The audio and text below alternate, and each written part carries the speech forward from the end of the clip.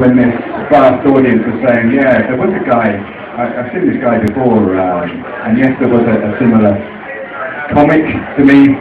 His name was Oliver Gabriel, that was it, Oliver Gabriel. I'm sorry to say that Oliver Gabriel was tragically killed at the weekend. He walked into the Valley Bar with a Ket Skeleton t-shirt.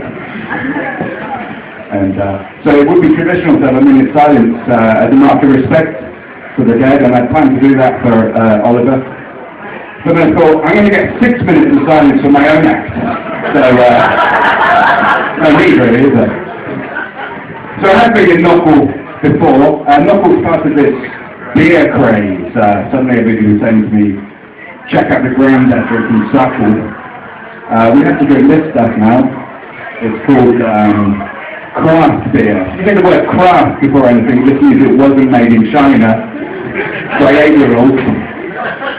This is Brewdog. It's made in Scotland. It's nearly 10% alcohol. And it is not for fucking about with. Makes you try and do open mic nights for one thing. Cheers.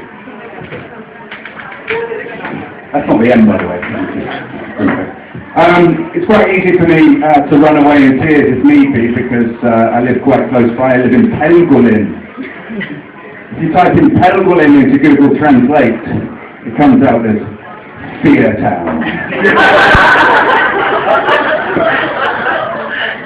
And with good reason. We're close to Copley. In Vietnam we like to think we're part of Fish House on Cullenai. Cullenai has been enough to come in the area for a while now. That's only because the Copley Peninsula is kind of sinking under the weight of dead bodies, empty bottles, and the decomposition gas is released according to Cullenai to rise upwards a couple of centimetres every year. For 50 years we'll be overlooking Dorntail.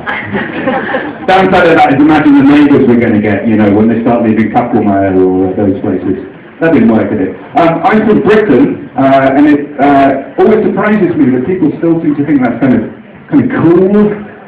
I mean, I see the Union Jack, the British flag, like everywhere in Tallinn, which is ironic because we're not a nation of flag wavers ourselves. We think the whole thing's a bit embarrassing. We're not like Americans who have the stars and stripes on every building. We don't need to be reminded every 5 minutes of where we live. But this is as a fashion accessory. We've got an American here, sorry. Well, you're on later, I think, so you can come back to that, I think. But are you? Are you doing this later? Sure. Okay. So there's your feeder. Where was I? Yeah, the Union Jack, it's like a fashion accessory here.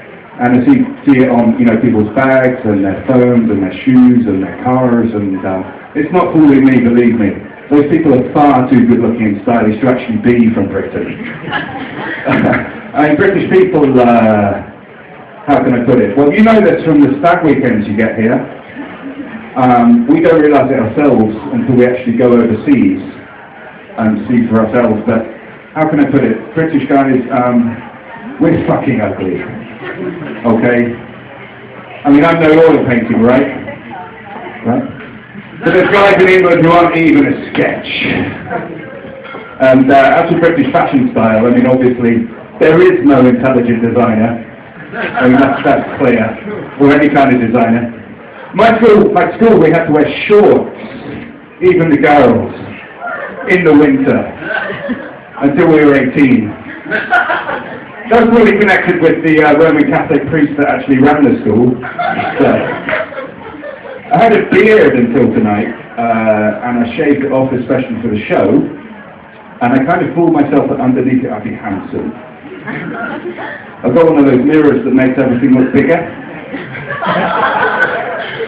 which has its uses. But not in this case. There's this kind of white blancmange looming out of the darkness, and I finished shaving. And I don't know how to describe it other than there are better looking dead bodies, and I'm not exaggerating. I should have come out with like metal tags and you know, zip up plastic that I kind of complete the look. It would fit in Copley anyway. I should be used to it. I was in Italy not long ago.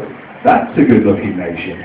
Jesus. I got off the plane in Rome, and took one look at the Italian boys and thought, shit, I am fucked. I mean, I'm seriously fucked. You know, what have they been doing? Not drinking Brewdog, obviously. Immediately ran back inside the plane and came back to Tallinn. Unfortunately, the Italian guys followed me back here. Can't think why. Ciao, Bella. It's ironic, my grandfather fought against the Italian army in World War II in the deserts of North Africa, and they say the Italians ran away faster than the Allies could keep up with them. Well, that's because the Allies were fucking ugly, that's why.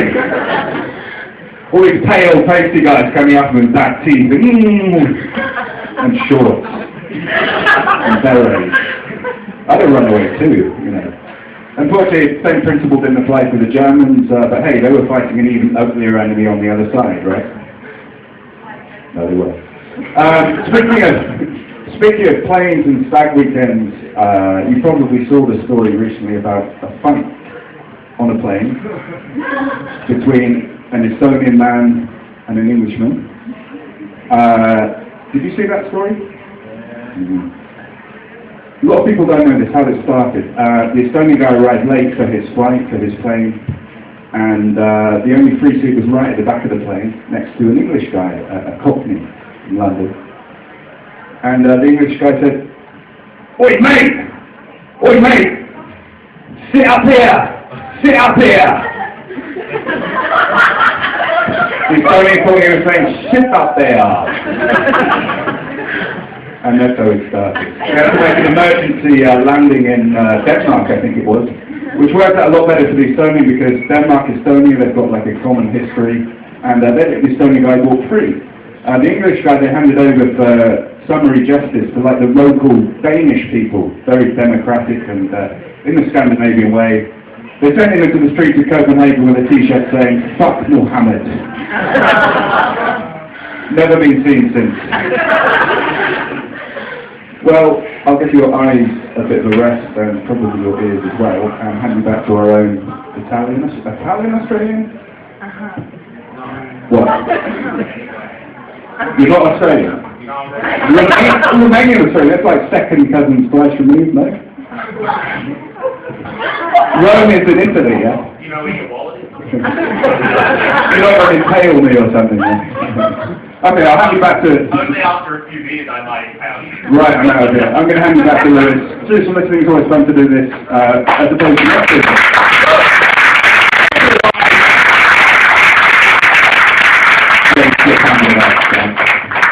Is it where you leave the stage?